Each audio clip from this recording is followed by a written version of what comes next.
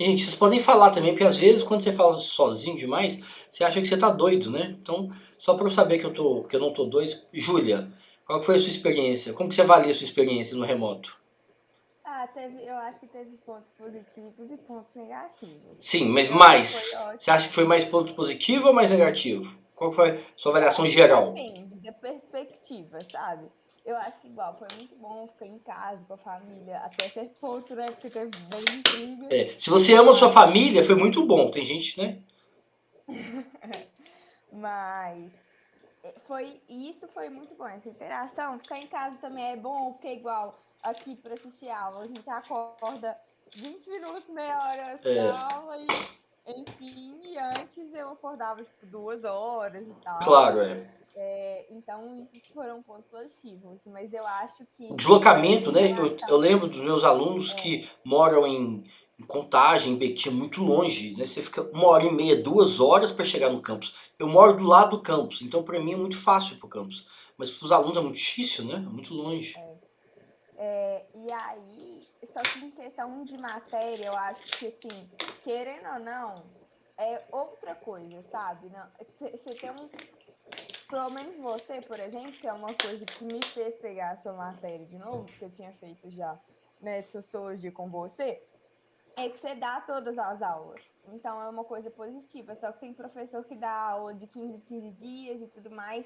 E aí eu acho que acaba perdendo no conteúdo, É, sabe? fica muito disfarçado, né? É, Aí a memória se esquece, né? É. Mas aí você tá tendo aula com o melhor professor do mundo, então é complicado. Você não pode me comparar com os professores.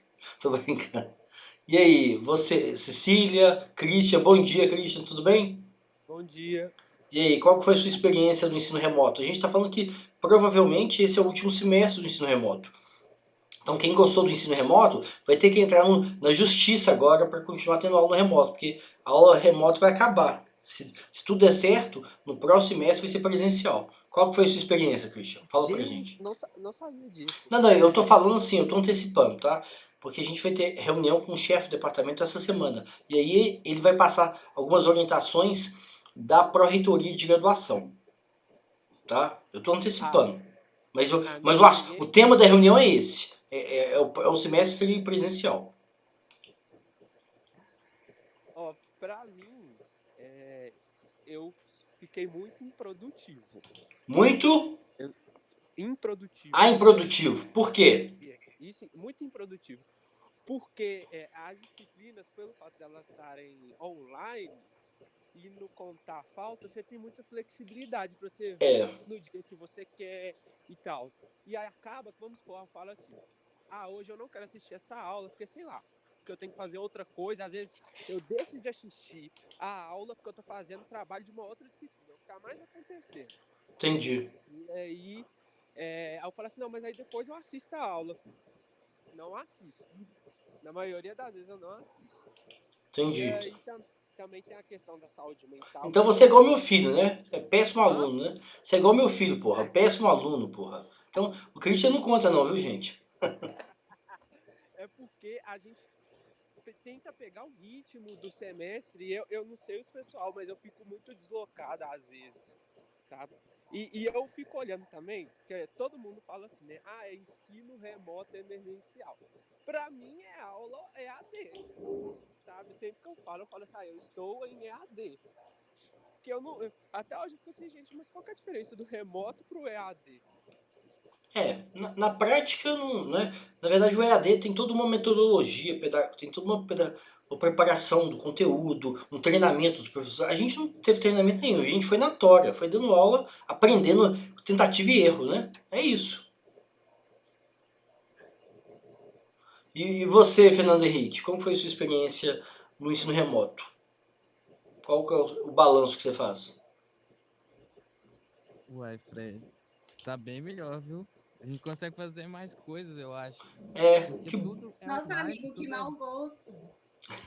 Eu não Pra mim tô é o querendo que contrário. volta, não, gente. então você vai ter que entrar na Eu justiça quero. para manter aula remota. Eu também gostei, assim. Eu espero que. Eu espero que volte em fevereiro mesmo. Eu Fique mais também um semestre ainda eu achei que online. foi assim produtivo. A minha experiência foi positiva, sabe? Eu achei que os alunos participavam, né? os alunos entenderam o conteúdo, né? Assim, a avaliação que eu faço dos alunos, né? Então eu acho que é positivo, né?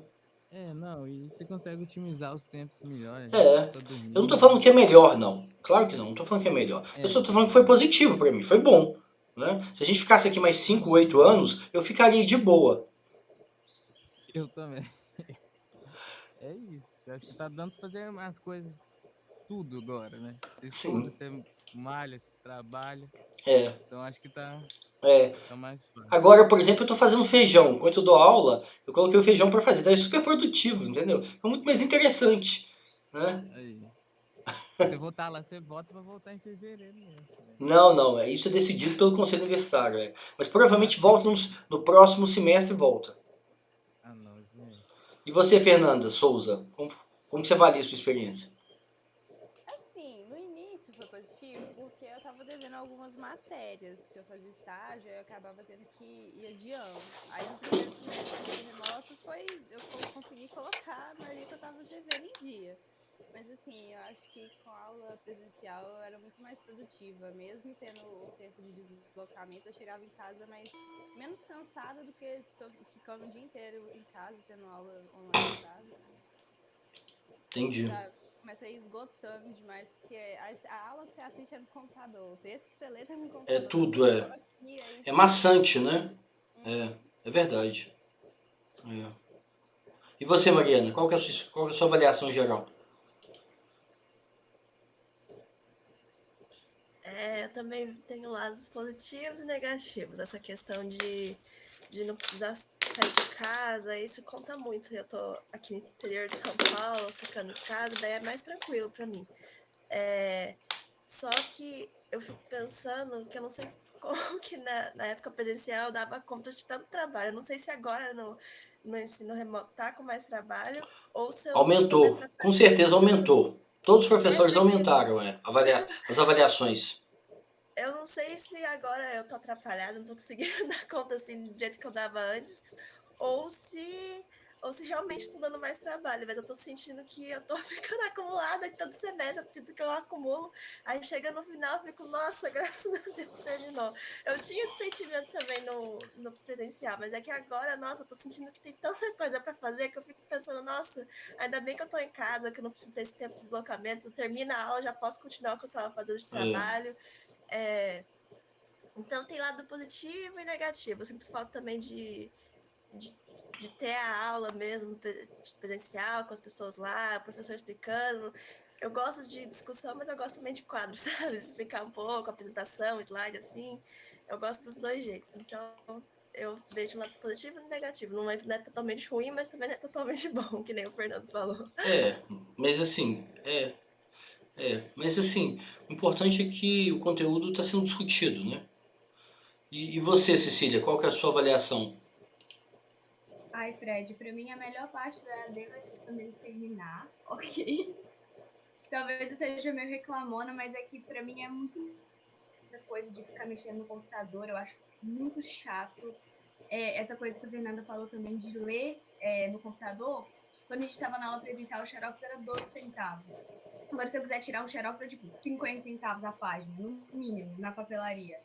E daí também perdi muito contato com as pessoas, assim, é muito É, ruim, é muito difícil você, é, assim, arranjar tempo para falar. As pessoas que você via todo dia agora, eu não falo com quase ninguém da minha turma. e se você falar com as pessoas, você vai falar também pelo Google Meet, também é muito chato, né? É muito chato, é Dá muito uma chato. sensação de solidão, assim, de isolamento, né? Eu também sinto isso, E Saudades Cabral, né, que é a coisa principal, É, assim, dá vontade de chorar, quando você é. pensa, Você sabe se o saudade. Cabral tá aberto ainda ou se ele fechou? Vocês sabem? Eu não sei, Porque muitos bares e restaurantes fecharam, quebraram, né? né? Eu tinha ouvido boatos que tinha fechado, mas agora não tenho certeza. É, Eu tenho a impressão que fechou, porque eu passo lá na frente às vezes tá sempre e fechado. tá bem abandonado, É, assim. Tá é. cheio Mas de quando voltar os alunos, lugares. ele volta. Porque ele precisa de 3 cadeiras só, o investimento é baixo. 3 cadeiras e a cerveja mais barata que existe no mercado é suficiente. Eles voltam. E música de má qualidade E baixa. péssimo, música péssima, tudo ruim, amendoim ruim, tudo ruim. Bom, eu não vou lá, mas eu imagino que seja assim, né? E a sua experiência, Fernanda Oliveira, qual que é a sua avaliação? Ah, Fred, então, pra mim tem a vantagem que eu trabalho fora, né? Você Então, tá indo pro trabalho agora, né? Hein, gente? A Fernanda, é, ela assiste aula do trabalho, tá? Ela nem assiste aula de direito, nem trabalha de direito. Ela faz as duas coisas ao mesmo tempo. Ela é super pois é, eficiente. e descansar não existe, respirar não existe, não. É. Saúde mental, a gente já tá lá no ralo, sabe? Mas você sabe que isso vai Mas eu acabar, né, faço hein, pra Fernanda? você. Você, por exemplo, vai ser prejudicada, porque você vai ter que sair do seu trabalho, né? Ou você tranca o É, curso, né? pois é, ou eu formo ou eu pago as contas. É complicado isso, é. É. Pois é. Mas então, qual que é o seu balanço? Eu não entendi. É positivo? Ai, eu achei mais positivo, por questão de, tipo assim, igual o Fernando falou, né? A gente tem mais tempo pra fazer as coisas. A gente que, assim, trabalha, tem outras obrigações fora da faculdade, fica um pouco mais fácil de conciliar. Mas eu sinto um pouco de falta das aulas presenciais também, que eu sinto que traz mais foco, sabe? Acho que a relação, assim, presencial, a gente aprende mais. Eu tenho essa impressão. Ok. E aí, Igor, bom dia.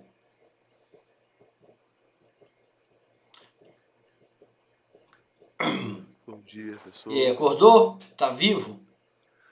Eu tô vivo, só Ah, então tá tô bom, pô. congelado. E aí? Qual que é a sua avaliação geral do ensino remoto, Igor? Positiva, negativa? Assim, tem dois pontos, né? Desculpa, eu não ouvi o que a Fernanda tinha falado, eu só ouvi ela falando do mental. É complicado esse negócio do ensino remoto em questão da cabeça, né? Porque você tem suas obrigações, né? Você tem as suas coisas para poder fazer. E, tipo, uma hora você tá animado, uma hora você tá aí, se do nada, o seu humor, a sua essência, ela cai, né? Não dá vontade de fazer nada, talvez muitos questionamentos, que eu tô fazendo aqui, tipo, o que vai ser. Ontem mesmo eu tava vendo no jornal ontem, que eu nem assisto, mas o número de inscritos no Enem, tipo, abaixou muito. Porque muita gente não tem se adaptado com o ensino remoto e tal. E assim, é um problema isso, porque uma hora você tá bem, outra hora você não tá, sua cabeça fica ferrada, você não tem vontade de fazer nada, e aí você se força, e aí você começa a fazer as coisas e não sai do jeito que você quer. E tipo, é um acúmulo muito grande também de atividade.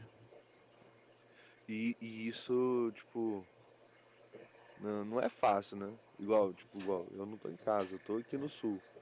Pô, tem muita coisa pra lidar. Tem as pessoas aqui pra lidar, que são pessoas fechadas. É, tipo, sabe, ainda tem as obrigações todas. E aí você tem uma autocobrança de você mesmo, de falar assim, não, eu preciso fazer isso aqui. Tipo, o seu humor, a sua coisa muda. Eu achava que isso nunca ia acontecer comigo, eu vi os outros falando isso, eu falei, que isso? E assim, comigo tá constante isso. Às vezes falo assim, vou trancar tudo, vou tentar um estágio, porque também tá difícil de conseguir o estágio, porque as pessoas hoje nos estágios, você faz entrevista online, não é aquela mesma coisa, sabe? Não é aquela energia que você passa. As pessoas ficam falando assim, ah, mas você é da UFMG, então como é que você vai fazer? Ah, o FMG só é teórico, a prática, se vocês vão ter dificuldade. Pô, eu fiz um negócio de estágio em uma agência de viagem que, tipo, o cara bombardeou, ele falou assim, ah, mas a UFMG não prepara vocês no mercado de trabalho, vocês vão ser cientistas, vocês vão ser isso e tal. E assim, aí você começa a ganhar não, aí você ganha o primeiro não. Aí você ganha o segundo, você ganha o terceiro, você ganha o quarto. Aí você já fica puto, você fala, porra, velho. Tipo, uma oportunidade que a gente tá tendo agora, tal, e tipo, ninguém pega. E aí os caras pegam quem? Pega a gente da PUC, da UNA. Aí eu fiquei puto. Nossa, eu assim, me desanimei com meia parte das coisas, assim, sabe? Mas vai voltar, hein, Igor? Então, só pra gente fechar aqui esse balanço, essa semana a gente tem uma reunião com o chefe do departamento de geografia, né? Ele vai passar pra gente as orientações da pró-reitoria de graduação, né? Do conselho universitário, né? E que provavelmente no próximo semestre a gente vai ter aula presencial. Então, quem está fora de BH, né? Quem está em São Paulo, quem está no Paraná, quem está em Marte, vai ter que voltar, né? Então, o próximo semestre provavelmente vai ser integral, vai ser normal, vai ser presencial, ok? Então é isso. Então, o que é bom, né? Porque também a gente está com saudade, né? Até eu tô com saudade de aluno, pô, né? O professor também sente saudade de aluno. Aluno fica dormindo em sala, aluno fica conversando no celular. Então é ótimo ter aluno, né? Em sala de aula. Aqui pelo menos Nossa, você... foi disso que eu ia falar. É muito mais difícil concentrar no EAD. Eu tava pensando. Se com a câmera desligada, é muito fácil. Um pisco, você já tá no celular e já tá viajando na maionese. Na sala de aula é muito mais fácil manter o foco. É O verdade. foco é outro. É verdade. Então, gente, o tema da aula de hoje, como eu disse, né? A gente tem essa aula de hoje que é sobre turismo sombrio. A gente tem a aula seguinte, da semana que vem. Depois a gente tem mais 2 aulas sobre turismo de realidade. E aí encerra a aula conteúdo da disciplina, né? A gente não tem mais conteúdo, a gente tem só avaliação, ok? Então tá passando super rápido. Daqui a pouco a gente termina o semestre. Então o tema da aula de hoje pode ser... Está relacionado com a última questão do trabalho, né? O trabalho que eu corrigi e que eu lancei as notas no Moodle, né? Então quem tiver dúvidas sobre as notas é só me enviar e-mail que eu passo o trabalho corrigido por e-mail, ok? Então a última questão do trabalho intermediário que vocês fizeram, né? O desvio expande as fronteiras do turismo, né? Não há mais tabus. Todos os fenômenos e espaços sociais são objeto do consumo turístico, né? Discorra com exemplos. Então, o turismo sombrio, ele nasce como um nicho, né? Como um segmento do turismo, né? E aí, o que é interessante é que, na verdade, depois que ele nasce, né? Aí tem vários autores, né? Que começam a fazer uma datação, né? Nos anos 90, né? A produção teórica, conceitual sobre o turismo sombrio dos anos 90. Então ele é identificado como um turismo de segmento e depois ele expande muito. Então você tem o turismo sombrio, ele tem uma escala, né? Os autores criam uma escala do menos sombrio até o mais sombrio. Então você tem, por exemplo, o que seria o mais sombrio? Né? Dá um exemplo aí para a gente pensar. O que seria a experiência mais sombria que a gente poderia ter enquanto turista, né? Pensa vocês aí. Vocês já tiveram alguma experiência turística que vocês consideram como, nessa escala, menos sombrio e mais sombrio? Vocês já tiveram alguma experiência que pode ser classificada dentro de uma escala? Aí, Fred, no máximo, um cemitériozinho. Então, o cemitério é legal, né? Eu conheço, eu fiz visita guiada no cemitério da Consolação em São Paulo, né? Foi muito bonito, muito interessante. Eu vi lá o mausoléu dos Matarazzo. Vocês já ouviram falar do mausoléu dos Matarazzo, da família Matarazzo? Tem 10 metros de altura, parece um castelo, assim, né? Você vai pro céu. Quem acredita em céu, essas coisas, é fenomenal. É lindo, tudo mármore italiano. Os arquitetos que fizeram o mausoléu são italianos, ou seja, né? É aquela família de referência, né, do século XIX, né, de São Paulo, né, família industrial, né, multimilionária. Até hoje tem Matarazzo, você sabe, né? Até hoje existe essa família lá em São Paulo. Então, essa experiência do turismo cemiterial, que eles chamam, né, turismo cemitério. Então, você tem aqui em BH, né, vocês já foram, já tiveram alguma experiência no Bonfim? Já fizeram uma visita guiada no Bonfim? Não?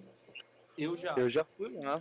Meu tio fez um trabalho com fotografia. Ele tirou as fotos sobre a arquitetura lá do Bonfim lá.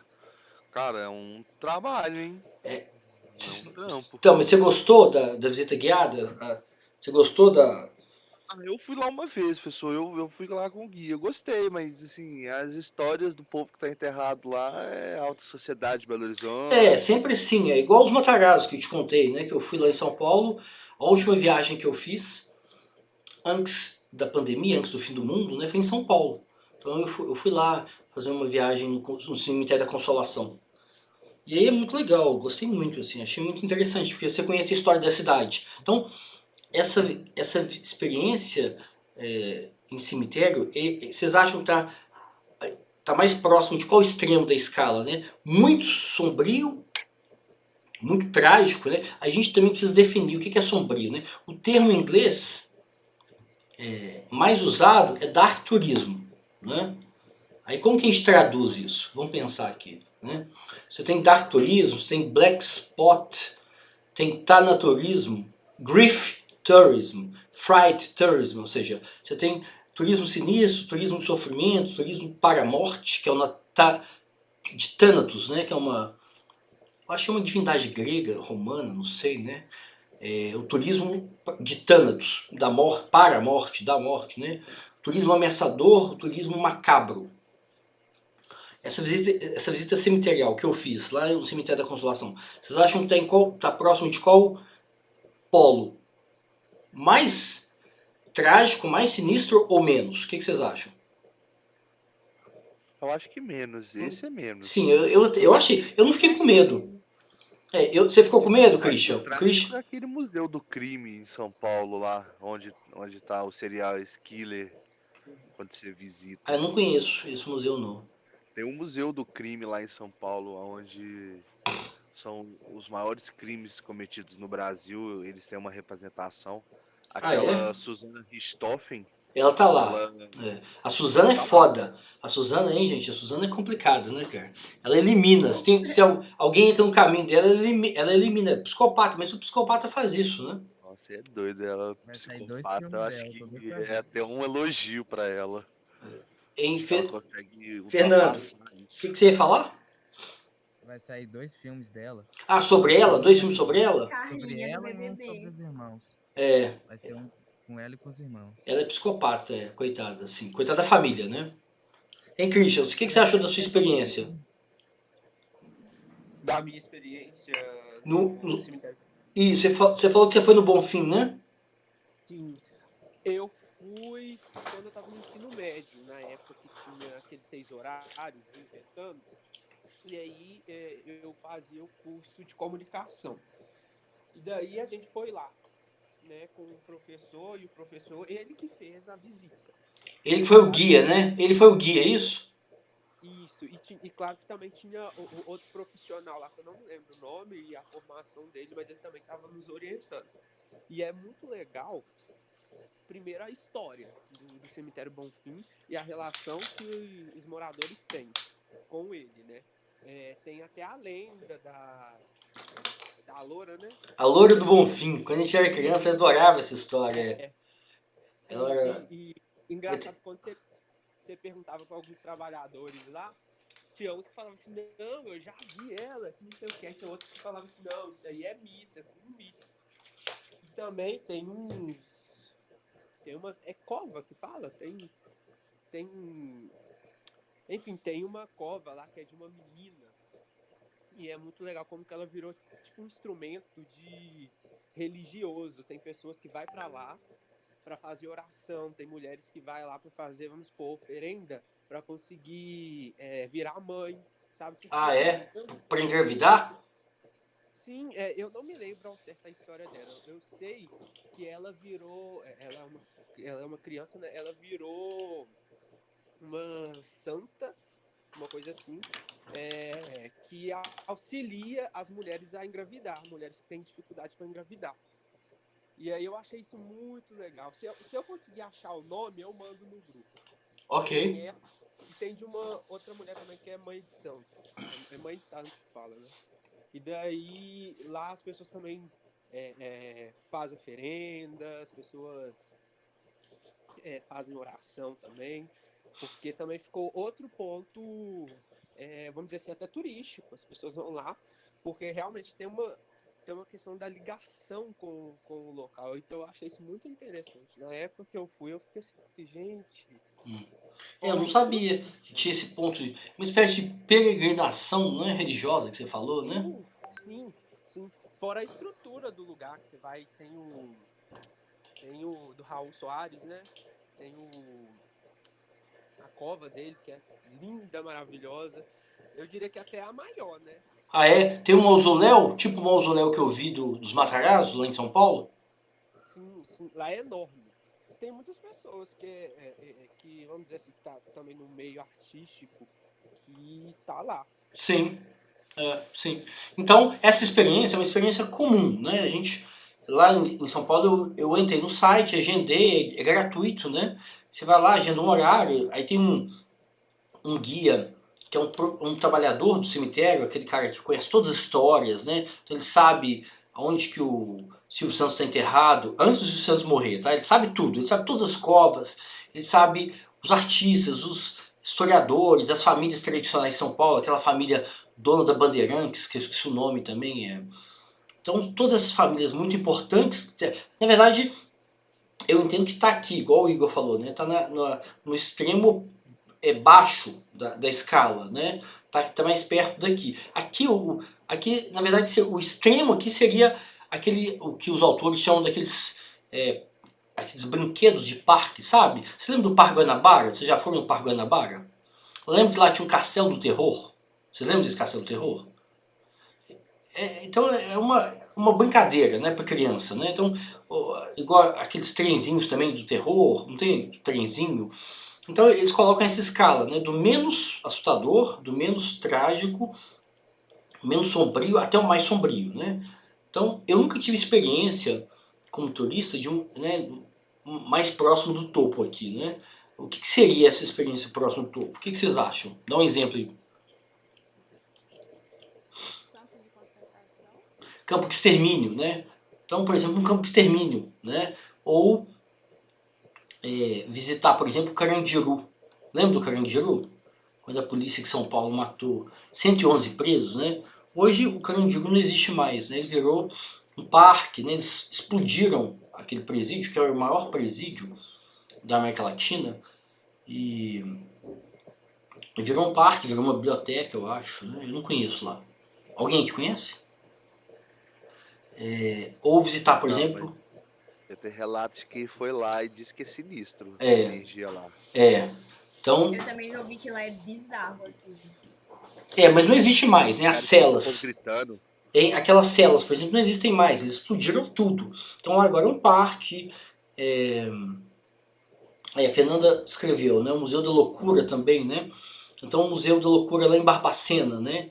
Onde... Eu já mostrei o livro para vocês, né? Chamou Holocausto Brasileiro, né? Daquela repórter, jornalista mineira. Aí tem até o filme que ela fez, né? Tem no YouTube gratuito, Holocausto Brasileiro.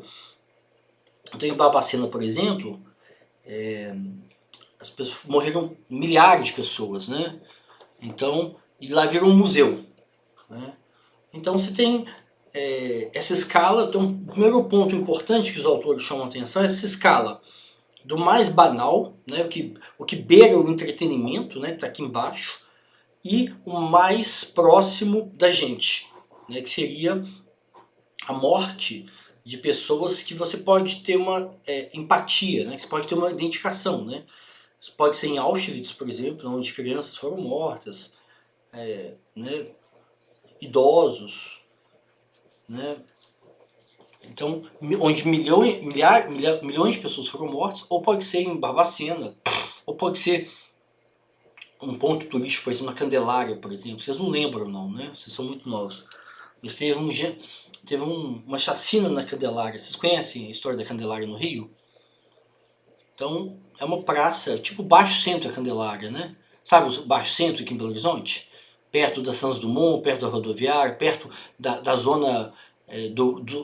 da zona, né, do Meretrício, onde tem os puteiros ali. Então a Candelária é o baixo centro do Rio de Janeiro, né? E aí as crianças, adolescentes e crianças que eram pivetes, né, que na época chamava de pivete. Hoje em dia a gente chama de crianças, adolescentes e adultos com trajetória de rua, né? Pessoas que têm trajetória de rua. Então na época eram crianças e adolescentes que viviam na rua, né? Viviam nas piores condições que uma criança pode viver, né? O pai e a mãe já abandonou, já fugiu, já saiu de casa por vários motivos, né? E essas crianças e adolescentes foram mortos, né? Por policiais que trabalhavam como segurança para o comércio do entorno. Foram mortos com tiros, né? Então é uma tragédia, o Brasil é uma tragédia, né? Então foram 7 crianças, eu acho. Isso nos anos 90, eu acho. Eu não lembro a data exata. Eu acho que nos anos 90. Então, ali é um ponto de visitação, né? Quando você vai no Rio, algumas pessoas visitam lá, né? E aí você pode... agora, por exemplo, na última grande operação da Polícia Civil do Rio de Janeiro, a polícia matou 29 pessoas.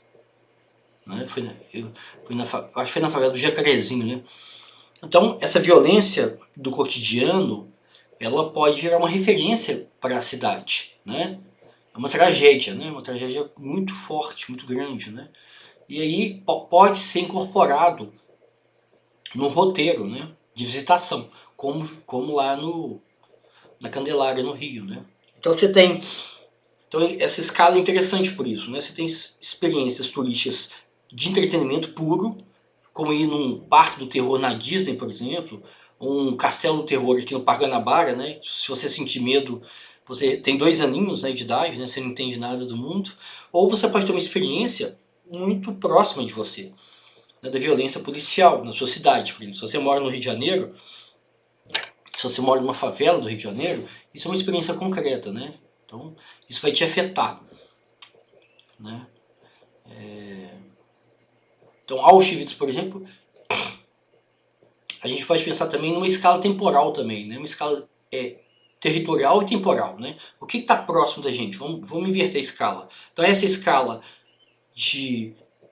do nível, do grau de sofrimento, do mais trágico ao menos trágico, né? Do mais trágico ao mais entretenimento. Então, aqui embaixo é entretenimento, como se você estivesse num parque, né, da Disney, um parque de terror da Disney. E aqui em cima são experiências onde pessoas foram mortas de forma absurda e arbitrária, né?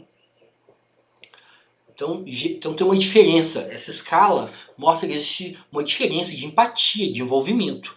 Se eu vou num cemitério, eu tenho uma experiência no cemitério, uma visita no cemitério em Belo Horizonte ou em São Paulo, eu vou ter pouca empatia. Aquela história que eu vou ouvir vai servir como uma forma de eu conhecer a cidade. Eu estou mais interessado em conhecer a cidade de São Paulo, né, a história das famílias que fizeram a cidade de São Paulo, dos artistas, né, dos escritores, tá lá o Mário de Andrade, o Oswald de Andrade, né, do que em ter uma empatia pelo sofrimento coletivo. E na outra escala, sim, na outra escala, exige da gente, como turista, que a gente tenha uma empatia, que a gente sofra também. Então, quando você visita um lugar como Barbacena, ou você visita a Candelária, ou no futuro, isso é um ponto de discussão interessante, né? Que Brumadinho, por exemplo, né? Se fizer um memorial de Brumadinho, né? Então a gente tem que ter empatia. Eu não posso lembrar de Brumadinho e ficar fazendo selfie, não é isso? Pôr uma roupa de turista, um bermudão, né? Aquele bermudão, aquela camiseta regata, pegar um latão de cerveja e ficar bebendo e fazer uma foto no memorial de Brumadinho como se fosse uma coisa, como se fosse um parque, né? Como se eu estivesse nesse ponto, nesse extremo da escala, como se fosse um entretenimento. Então, se você faz isso, você não está entendendo onde você está.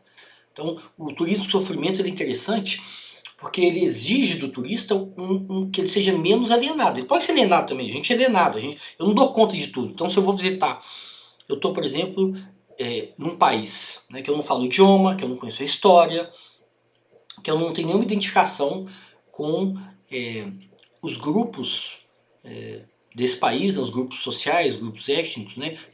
Eu vou visitar, né, cai no meu roteiro turístico, visitar um campo de extermínio, por exemplo. Eu posso não ter empatia. Agora, aí você tem que ter pelo menos saber se comportar socialmente. Então você exige do turista que ele se comporte de uma forma adequada, né? Mas eu posso não ter empatia. Eu posso visitar um campo de extermínio, no Camboja, por exemplo, né? Em vários campos de extermínio, né? Vários lugares que os regimes totalitários mataram milhares de pessoas, né? Você tem né, no Camboja, você tem na Tailândia, você tem na Alemanha, você tem em Ruanda. Vocês já ouviram falar da Guerra Civil de Ruanda? Então você tem na África do Sul, né? Na África do Sul você tinha um regime político, né, de apartheid, né, então muito violento, né, milhares de pessoas morreram. Então essas experiências históricas concretas são muito fortes, né, muito trágicas. Então a gente exige da gente como turista que você tenha uma empatia por esses lugares, né? Você não pode visitar, por exemplo, eu posso visitar o memorial do 11 de setembro e não ficar triste, né? Eu posso, porque eu não conheço ninguém. Eu nunca morei nos Estados Unidos. 2, eu nunca morei em Nova York. 3, eu não conheço ninguém que morreu no memorial do 11 de setembro. Então é normal, eu não tenho empatia. Mas eu tenho que saber da história, né? Eu tenho que saber que morreram 2.600 pessoas, né? Eu tenho que saber que isso tem a ver com a política externa norte-americana, né? Que é uma política que provoca muita morte, não é isso? A política externa americana provoca morte em vários lugares do mundo, né? O exército americano, a força militar americana de guerra é muito violenta, né? Então você tem relatos da imprensa, a imprensa internacional, ela cobre, né, dezenas e dezenas de mortes de pessoas civis em aldeias, em cidades que os drones americanos, né, a força aérea americana bombardeou de forma errada, de forma indiscriminada. Então, a morte daqueles americanos representa, na verdade, uma política externa extremamente violenta, né, especialmente no Oriente Médio, né, na Ásia. Então, isso não é uma coisa que você pode se comportar de uma forma como se você estivesse num parque da Disney, né? Como se você estivesse na Flórida. Então, se você vai lá, eu não vou chorar, não vou ficar emocionado, não vou. Mas eu vou tirar foto, porque a gente gosta de tirar foto, né? A gente tem que tirar foto o tempo todo de tudo. Mas eu tenho que tirar foto de uma forma que seja adequada com aquela interação social, né? Então, o turismo sombrio, né? A gente pode até discutir qual que é a melhor definição, né, de turismo. Né? Turismo sombrio, turismo de sofrimento, turismo de tragédia. Né? Na verdade, essa escala é mais importante do que a definição. Né? Ou seja, essa escala é uma ferramenta metodológica para eu classificar experiências turísticas, né, da Cecília, do Fernando, do Christian, num extremo, que na experiência, essa visita cemiterial aqui, está muito mais próximo do conhecimento histórico, do entretenimento, né, esse parque aqui, do que uma visita a um campo de extermínio, né, onde bebês foram mortos, né, os bebês foram mortos, crianças, etc. Então, essa escala é uma ferramenta metodológica para eu classificar a experiência das pessoas. O nome é menos importante. A gente pode usar, por exemplo, tem gente que não gosta de usar turismo negro. Vocês sabem? Vocês sabem disso? Vocês conhecem essa discussão? Turismo... Eu não sabia que existia esse termo, na verdade. Eu nunca tinha ouvido. Não dá, porque aí tem... Negro. Turismo sombrio, né? Então, tem você encontra na literatura, né? Turismo sombrio. Hein, gente? Daqui a pouquinho, deixa eu só avisar aqui para todo mundo, porque agora o Google Meet, ele coloca um limite de 1 hora, ok? Então a nossa aula começou 8 horas. Então agora são 8h50 no meu relógio aqui. Quando estiver aproximando de 9 horas, vai cair, tá bom? Simplesmente corta, acaba. Não tem nada que eu possa fazer. Quer dizer, eu posso pagar, né? Mas eu não vou pagar, porque é caro. E a gente também está voltando para o ensino presencial no próximo semestre, se tudo der certo. Então a única pessoa que vai entrar na justiça para ter ensino remoto é o Igor, que continua lá no gelo, né? Lá no Polo Norte, no Paraná. Então ele vai ter que entrar na justiça para ter aula remota, né? Então daqui a pouquinho a aula cai, tá bom? Então a gente vai fazer um intervalo 9 horas. E aí nós vamos tomar um café quente, um leite quente, um chá quente. E aí eu mando o link da próxima aula no WhatsApp, tá bom? Tá bom. A próxima aula começa às 9h20. A gente tem um intervalo de 20 minutos, tá bom? Então, mais importante do que o nome que a gente vai usar, né? Por exemplo, tem gente que usa turismo negro, turismo sombrio. Aí tem uma discussão de você não deve usar esse termo, né? Negro, sombrio, né? Que está associado com a nossa história de sofrimento da população negra, de escravidão, né, de violência, né, extrema. Então, na verdade, gente, vocês têm um leque de termos que vocês podem usar, né? Turismo macabro, turismo ameaçador, turismo de morte, ou turismo para a morte, né? Tem uns... Eu vi isso uma vez, eu não sei se vocês já viram, agora eu vi como entretenimento, tá, gente? Eu vi num programa, não sei se foi na Netflix, que é um turismo que é um ritual religioso em que os restos mortais são colocados num lugar alto. Vocês já viram isso? Não sei se vocês no Nepal, então, quando uma pessoa daquela comunidade morre, o corpo, né, é colocado num ponto alto para as aves comerem. Vocês já viram isso? Tem isso no texto que você mandou. Tem? eu acho. Então, E eles deixam lá pros bichos decomporem. são abutres, né? São aves, né? Aves de rapina e tal. Aves de rapina não, abutre, né? Águia, não sei. Então, você tem aí experiências muito diferentes, né? Então, o leque de experiências do turismo, que a gente pode chamar de turismo de tragédia, ou de turismo da morte, vamos chamar de tanaturismo, né? Thanatos. O turismo tem a ver com a morte, com o sofrimento, né? Assim. Então, essa é uma experiência interessante, né? Assim, imagina, você vai num lugar, não sei nem aonde é, você sabe onde é, no Nepal, não sei se é no Nepal, então alguém da comunidade morre, então os restos mortais das pessoas são colocados num alto para que os abutres, né, vão se alimentar. Isso tem a ver com um ritual religioso, né? Tem a ver com a ideia de que vai ter uma transição né, religiosa, espiritual e tal, né?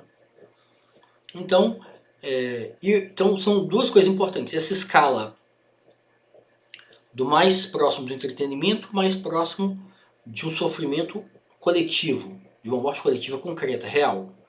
E outro ponto é quanto que aquela experiência se aproxima do turista, se aproxima do background cultural dele. Como eu disse, né? Então, eu nunca visitei o memorial do 11 de setembro em Nova York. Quando eu visitar, não vai ser para mim uma experiência de sofrimento. Vai ser uma experiência de pensar na história, de reconhecer a história, de ver primeiro ver a arquitetura, ver o monumento, né? Então, você tem o nome das pessoas, o nome de todo mundo que morreu, é uma fonte. Vocês já viram as fotos, as imagens? Vocês já viram? É muito bonito, assim, do ponto de vista da arquitetura, né? Do ponto de vista simbólico, né? Então, teve um investimento muito grande ali, né? Então, então tem uma outra escala que a gente pode definir como escala de identidade, de identificação com aquela experiência, né? Se aquela experiência tem a ver com o seu background histórico, cultural, né? Se tem a ver com a identidade, com a sua identidade social ou do seu território, né? Então, por exemplo, em Brumadinho, por exemplo, no futuro, né? Quando a prefeitura, né? Ou a Vale, né? Talvez a Vale seja melhor, a maior responsável por fazer esse memorial, né? Porque quem matou aqueles trabalhadores, quem matou aquelas pessoas, né? Faça um memorial em Brumadinho. Aí as pessoas vão visitar Iotim e visitam esse memorial. Então você pode ter turistas, por exemplo, que não tem identidade nenhuma com Minas. Né? Com Minas, aqui em Minas tem 700 barragens, você sabe, né? E essas barragens são todas naquele estilo de Brumadinho. São barragens, chama amontante, né? São barragens que não têm segurança. Elas são feitas com o próprio resíduo do minério de ferro, né? Então elas são feitas assim, inclinadas, e é muita água, então tem muita infiltração, não são barragens seguras. Então, isso caracteriza Minas Gerais, porque Minas Gerais tem essa produção de matéria-prima, né? Então você pode ter um turista que vai visitar o Memorial de Brumadinho, não vai ter nenhuma empatia, não vai ter nenhuma identificação com o território, com os mortos, né? Pode ser uma pessoa jovem, inclusive. Uma pessoa que tem, sei lá, 15 anos, foi fazendo selfie, tal, não sei o quê. Então você tem que... O papel do turismo, o papel de vocês, né, dos turismólogos, é mediar. Isso aqui é difícil. Não basta só fazer um monumento, não basta só ter Auschwitz, né? Não basta ter a Candelária. Você tem que ter uma mediação entre... Aí, ó, sua chamada termina em 5 minutos, tá, gente? Não é pra entrar em pânico, não. Porque a gente vai voltar. A gente tem um intervalo de 20 minutos. Era bom antes, né? Quando a gente podia ficar o tempo que a gente quisesse. Então, o papel do turismo e dos turismólogos e da abordagem conceitual sobre o turismo tanaturismo, né, o turismo para a morte, é mediar um turista completamente que não tem nenhuma identificação com aquela experiência, né, com aquele território, e provocar nele uma identificação, criar um vínculo, mesmo que seja transitório, porque a gente sabe que o turista não vai lá para ter uma identificação absoluta com aquela experiência, né? O turista quer várias coisas. O turista quer conhecer a cidade, quer fazer um turismo histórico, quer fazer um turismo de cachoeira, quer ir em Inhotim, né? Então, o turista não vai lá exclusivamente para ver o Memorial de Brumadinho, né? Ele vai em Cachoeira, ele vai em Pousada, ele vai em Inhotim, ele vem em Belo Horizonte, né? Pensa um turista de fora, né? De outro país, ou de outro estado, né? Tá bom? Então a gente vai fazer um intervalo agora, porque o Google resolveu cortar a gente de forma absurda, abrupta e violenta. Exige o meu cartão de crédito. Eu não vou passar meu cartão de crédito pro Google, que é um absurdo isso. Tá bom? Então a gente vai fazer o intervalo agora. E aí, 9h20, a gente retoma, tá bom? A gente vai retomar com a discussão da aula e dos textos. Pra gente ver como que o turismo de sofrimento, né, o turismo de morte, ele é diferente do turismo de convencional. Ou não, ele se aproxima muito. Então você tem, numa escala, o turismo de sofrimento é muito parecido com o turismo convencional. Né? Então a gente vê esses pontos em comum, que se aproximam do turismo convencional, e os pontos que se afastam do turismo convencional. Ok? Então vamos tomar um café então, 9h20 eu mando o link para vocês e a gente retoma 9h20. Tá bom? Então até mais.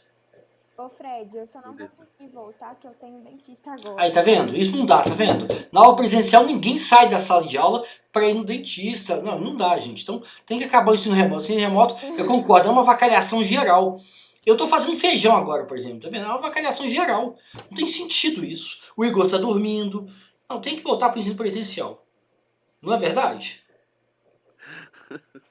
Tá bom? Mas a aula tá sendo gravada, Júlia. Então, você assiste depois. Tá bom? Então, até mais, gente.